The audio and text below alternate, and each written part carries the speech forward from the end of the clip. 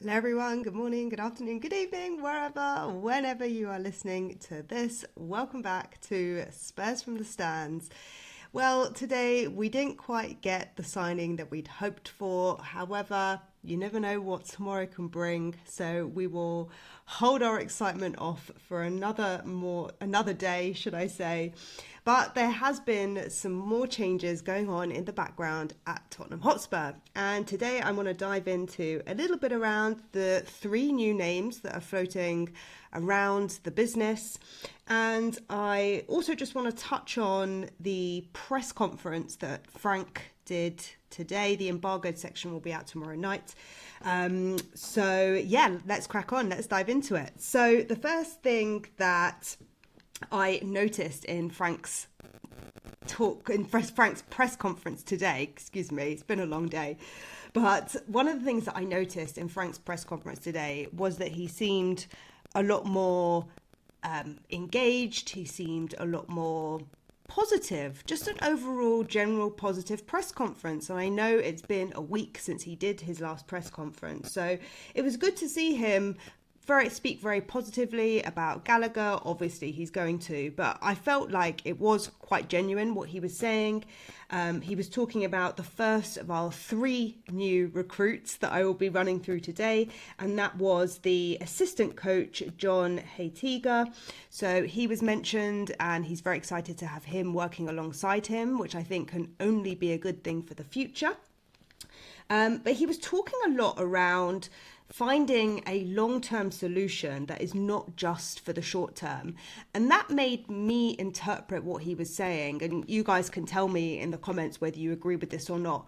But I kind of got the impression that that meant that we're not looking for a loan deal, that we're actually looking to sign a player, which is going to be a player for our future. So it's not going to be like a quick win. It's not going to be a profile that's going to plug the gap for the rest of this season, but actually they really are planning and looking at bringing in players who are for the long term, which I think is really, really good if you can stick with the same manager to really see it through. Because even if you're doing that and you decide to sack the manager next week, come the summer, then I think that kind of changes the direction of where the club is going. And that's something that we've been in the cycle of on this manager merry-go-round for the past 20 odd years, right? So I think it was very promising to hear him talk in that way, because it made me think that his seat at the table at that managerial position is for the long term. So it kind of gave me a little bit of hope, but of course we don't know what conversations go on behind the scenes. But from the outside looking in, that's the word that we're getting, and that's the impression that we're getting. He also said that what success would look like, he didn't explicitly say what success would look like. I'm saying my interpretation of what he said was winning 3 games in every competition at home. He said, come back to me when we're winning 3 games in a row in every cup competition, which I thought was really interesting, because they were questioning, the journalists were questioning him about what do you think about the fact that you've picked up, 4 points at home this year, right? And he was saying, you draw a game, you win 1 game, and that changes everything. And I am on board with this. And I think that now you have to put those words into action. What we as fans want to see is us winning these next 3 games. And they are totally winnable. Beating West Ham, beating Burnley, and we all know that we are Man City's Achilles heel. So really, we're in for a shot of winning that game as well. And we've got 2 Champions League games coming up. We've got Dortmund followed by Frankfurt. If we can go on a run, if we can get ourselves together and behind the scenes, the team is, maybe had some time to reflect, or, they're having some time with some fresh blood coming into the team. Maybe, just maybe, and we're always Spurs, so we can always hope, and it's the hope that kills us. But that's all we can do as fans, right? Just hope that things are going to start moving in the right direction, and we can really, benefit from that motivation and start winning games, because that's what I want to see. And not just winning games, I want to see, some exciting football, not just this dry defensive sit-back football, as probably most fans do. Spurs fans at least. So the other two appointments that I want to touch on in this video is the operations director of football, who is Carlos Rafael Mawson, who's just joined, also known as Rafi. He will obviously be taking over a little bit from Paratici, which I can understand. But from what they said, it sounds like it's a bit of a new position. So maybe there is perhaps not a change in direction, but a slight change in remit, perhaps. And I actually got up. Okay, I might have to look at this on my phone because my laptop's lagging a little bit. But what I could gather from this director of football operations was that it's going to be someone who's going to be leading the team forward, bringing in new players and looking at the operation side. Now, what's really interesting is at the same time, in the same article, I think it was the same article, they spoke about a performance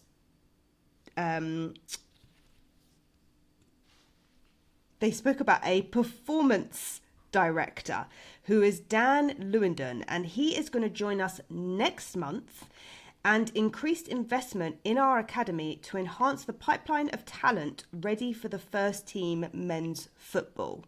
So a performance director is in football oversees like the non-technical aspects of the player and the team development. So they might lead departments like sports science, medical, nutrition, strength and conditioning, and their role is to really ensure that players are physically and mentally at their peak. So they look at aligning strategies for long-term success, and they implement new ideas, they bring in fresh ideas to gain that competitive edge, and they sometimes bridge the gap between the coaching side and the business operations. So although this was just a one-liner in the press release, I think that behind the scenes sometimes we don't realize perhaps the actual roles that some of these new recruits will be taking on. And of course it looks different club to club, there's different strategies. Just because a job role is going to say a specific skill set, it doesn't mean that that's what happens in reality.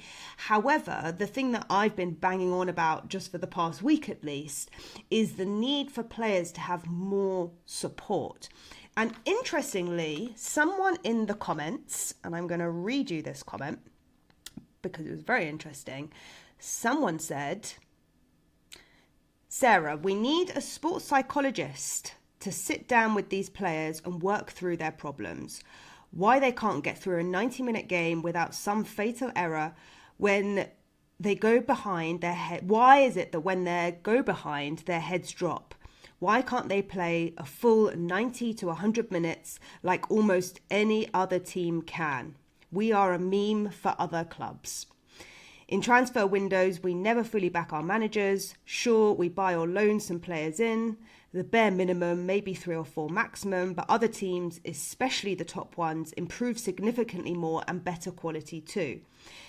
This is window after window. 6 years ago, we were somewhere near the top, and gradually, over the last few years, we have glided down to where we are now, for competing with Man City, Liverpool and the Gooners, to falling behind to teams like Aston Villa, Bournemouth, Brighton, Crystal Palace and maybe even Everton. If we continue like this, we'll have the best stadium in the Championship, let alone Europe. Well, thank you very much, Domenico Gallardo, for that comment. Because actually what I've been looking into is about this sports psychology conversation. And what I've discovered is that there is something called an EPPP, which is called an Elite Player Performance Program. And that ensures that each player has access or has a sports psychologist. So at Tottenham Hotspur, the current sports psychologist, I believe, is Sarah Finlay, if I'm not mistaken. Yeah, Dr. Sarah Finlay is a sports psychologist. She works mostly with the women's team. You also have Helen Richardson Walsh, who is an Olympian, and she's the performance psychologist for Tottenham Hotspur women, focusing on culture, well-being, and mental performance. There is also, and obviously this information might not be exactly official or correct because it's coming from Google, but Carl Steptoe. Oh my gosh, I'm really mucking up my words today, aren't I? But Carl Steptoe, sport and exercise psychologist who worked with the club, participating in club-relating discussions on mental health.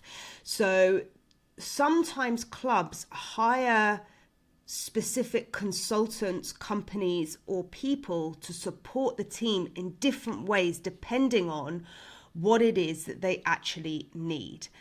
So the interesting thing about this is who in the Premier League has actually hired these types of support. Now, I just want to flag here that there is a difference between what I do as a professional, as a transformational coach, and what sports psychologists do, because there is a case and a need for both. But I'm definitely lagging. But all of these are, I guess, necessities to the overall success of the club, right? So the sports psychologists, they use physiological knowledge or psychological knowledge and skills to look at the optimal performance and the overall well-being at large of the athletes. So they can help athletes manage conditions like depression, if they've got anxiety, eating disorders, maybe there's past trauma that interferes or impacts their daily functioning. So typically, these people are licensed psychologists, whereas a transformational coach, someone like myself, is someone who provides a holistic approach. So we look more at the personal and professional development of an individual. So that could be looking at positive mindset changes, mindset shifts, maybe an intentional action or something that can motivate a player or motivate an individual. This is not just for elite players, it can be for anyone, but it's really about helping them to achieve their goals in perhaps a quicker time frame, but also a more optimized time frame. So in a way that feels like you're creating least resistance, right? So that might also be like building your confidence up. It might be more about building your resilience up. It might be, being able to block out all of the toxicity or the noise that's going on around you. So to a degree, a sports psychologist will look into this. And maybe there are some clubs out there that have transformational coaches. Now, I have done some digging into this. As you guys already know right now, I love a little bit of a deep dive and going down the rabbit hole.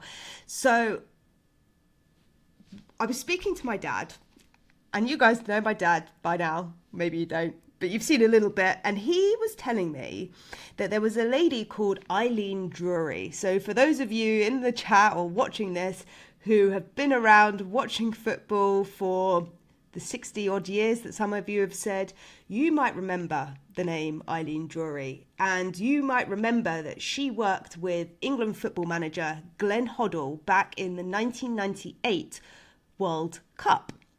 And her appointment ultimately is what led to Glenn Hoddle, having controversy around him and criticism, and ultimately led to his sacking.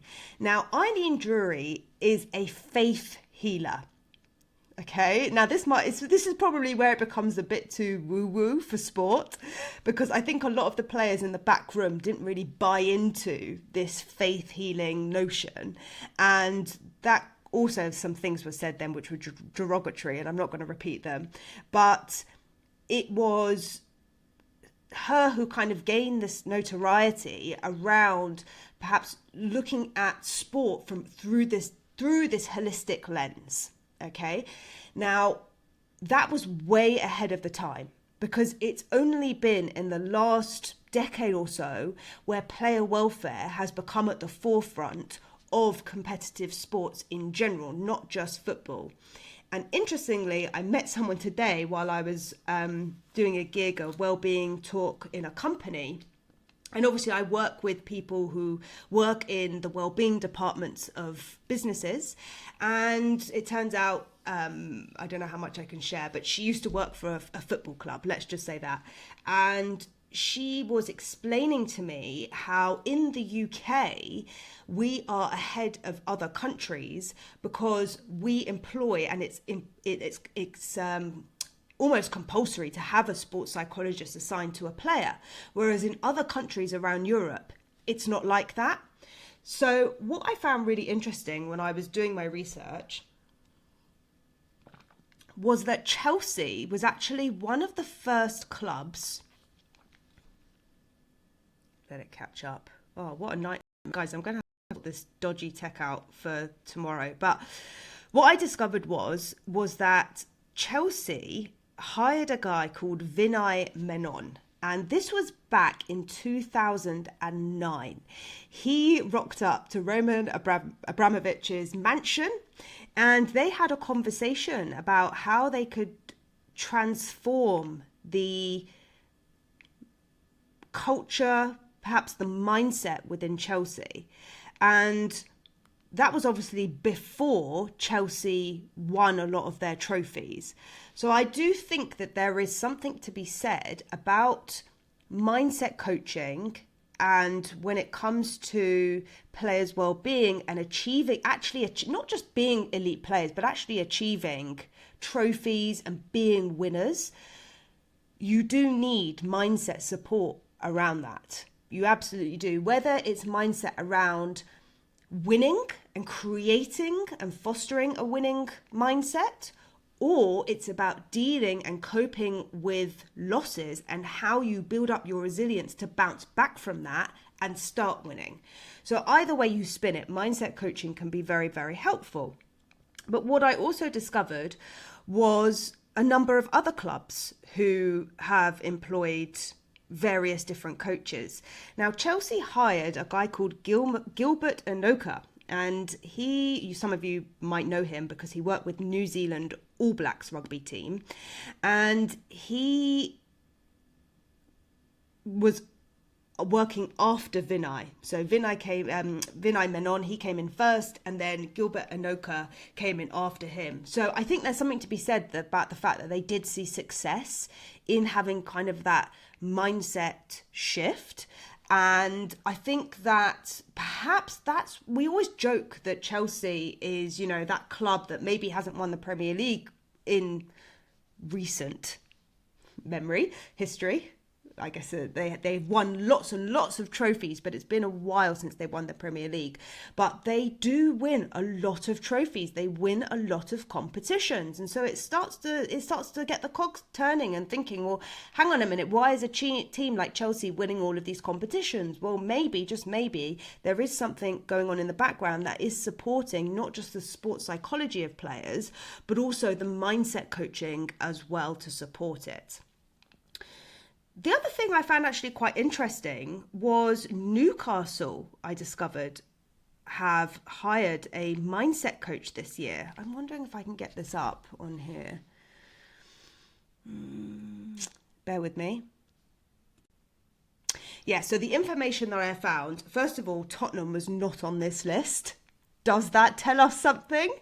Maybe it does. Now, just because it's not come up on AI or just because it's not come up on Google, that doesn't mean that they haven't had mindset coaches in to support the team. However, because sometimes you have like non-disclosure agreements. So maybe they have hired someone and they just haven't publicized it. However, you would have thought that if they had someone in, it would be publicized, because that kind of thing increases the profile of the club and the work that they're doing to actually try and win stuff. So I would imagine that if they had someone in, they would have mentioned it somewhere in the press, but that doesn't necessarily mean that they haven't. So you can have different types of transformational coaching within a club. Now, I'm not talking specifically about skills. the perspective that I come from is that every single player of that elite level has the potential to become one of the best players, if not the best player in their specific position or their specific skill set. And so how do you tap into that potential to get the best out of a player? Now, the coach or the manager's job, some managers are more coaches, some managers are just managers, and we've seen that debate. I mean, that was one of the reasons why Amorim left. But we've seen that debate circulate a lot. I think even, was it Gareth Bale? He was talking about, what was he talking about? He was talking about Real Madrid and their structure and their setup and the difference between them and the coaching. And maybe that was why Alonso also, there was troubles there, because there was this kind of this, maybe now I'm talking about it, maybe there is this emerging idea that actually roles are developing. And so actually the actual management of the team and the skills and the style of play comes more from the coach or the manager. And then you have other types of coaches which deal with other things to support the players, if you see what I'm saying. So I want to just give you a rundown of the clubs that I found that actually do have mental performance coaching or sports psychology. They all fall under the same umbrella, but I think this is an important discussion to have. So you have, I'm trying to find some names. Okay. Sorry for the bitty video, guys, but I hope this is interesting information for you. So, okay, most Premier League teams now employ sports psychologists or mindset coaches. So, some notable examples have been Arsenal, Aston Villa, Brighton, Chelsea, Liverpool, and Man United, as clubs increasingly recognizing mental skills like focus, resilience, and visualization. Visualization is a really powerful tool that we use in positive psychology or mindset coaching, and as crucial for performance, using specialist skills to develop player well-being and competitive edge. So different clubs have different approaches on this. So Arsenal have a dedicated psychology and personal development department led by David Priestley, and they work across the first team in the academy. Aston Villa, Steven Gerrard brought in psychologist Martin Littlewood to support the squad. Brighton have a strong psychological support structure throughout the club. Chelsea, as I mentioned before, they hired Gilbert Enoka. So he's a mental skills coach from New Zealand, the All Blacks rugby team, as we said before. Liverpool, they utilise Neuro 11 brain training with electrodes to improve mental states for precision, a concept supported by Jurgen Klopp. So that's quite interesting. I'm not too familiar with electrodes and how they improve mental states through that, but I think it's really interesting, all of these resources that are accessible to players now. And Man United, Eric Ten Hag brought in specialist talent academy group to help players recover mentally after the World Cup and improve sleep nutrition. So I thought that was interesting. And I did read before that Newcastle brought someone in earlier this year to help support with the mindset change with being in the Champions League. So we always talk about at Spurs how we can always perform in one competition, but then when we perform in two, we're not strong enough. And that's a well-known fact, right? Ange came in first season, he got top 5. Then he played in 2 competitions and we broke down. We couldn't perform on both fronts. As much as we succeeded in Europe, we couldn't perform on 2 fronts. And there is something to be said, not just about your fitness level, not just about your skills, but actually your mindset to be able to cope with that increased pressure, which effectively doubles, particularly at the beginning of the season when you have a really packed schedule. So I think it's really interesting. I mean, look, Newcastle, I don't think they're having the best season in the Prem, but there can be so many different challenges that come up for players throughout the season. Having access, actually, what am I talking about? Newcastle are 6th. There you go, Newcastle are 6th, Man United are 7th. So basically, every club that I just said to you, I said Arsenal, Liverpool, Newcastle, Bournemouth, did I say Bournemouth? Yeah, I said Aston Villa as well. They're all in the top half of the table. Does anyone see any correlation there? I don't know. Maybe it's just me. I've also just seen here that it also says West Ham United and Cardiff City. These clubs have used external mindset and performance coaches such as Steve Salis and Dan Abrahams, either with the main team or the academy. So Dan Abrahams is a sports psychologist, and I think he was a golfer, professional golfer. So excuse me for not having that knowledge, because I don't watch golf. But there you go. So I just think this is an interesting conversation to have, particularly because we have just hired this new face, this new performance director, Dan Lewandon. So Dan, no pressure on you, but we are expecting to see, more support from the players, not just in their competitive skills in terms of their fitness level and the game, but also I think just being more all-rounded and looking holistically at this bigger picture. So look, I hope this topic has been interesting, and I've shared some things today which aren't just shouting the headline news, because look, this stuff behind the scenes runs deeper, and we know that we have a revolving door right now at the club. We thought that Daniel Levy leaving was the big change that was happening, but now what we're seeing, and typically you always see this in big institutions when you have a change at the top, is that effect trickles down. And at this point, all we're doing is we're sifting out those people that don't want to be here. If you are a director in a company and you can see that your employees aren't on board, why do you want them around? You want people inside the club who are all aligned and all on the same page, which is what Frank is telling us. But clearly there is more change happening, and potentially still happening. So we might even see some more new names and faces. Who knows where that's going to lead? And look, maybe mindset coaching, maybe this is something new in the world of football. I don't know if anyone does know any studies that have been done about this. Maybe someone who, has done some kind of sport mindset coaching. Maybe you've seen or heard, maybe not in football, but I know we have an American audience now, we have an Australian audience, we have a global audience. So maybe in other countries you guys see something that we don't see over here in the UK, and I think we can learn a lot from different cultures and the way that different clubs and different sports operate, because at a competitive level, every single player who is at that competitive level has to have some kind of mindset to get them there in the first place, right? The question that we have as fans, or maybe not as fans, but me as a coach, I want to know, how do we get to that next level, right? It's all good and well talking about the business side of things and having concerts and things like that. Yeah, that's going to pay down the debt. But how do you foster a winning competitive mindset?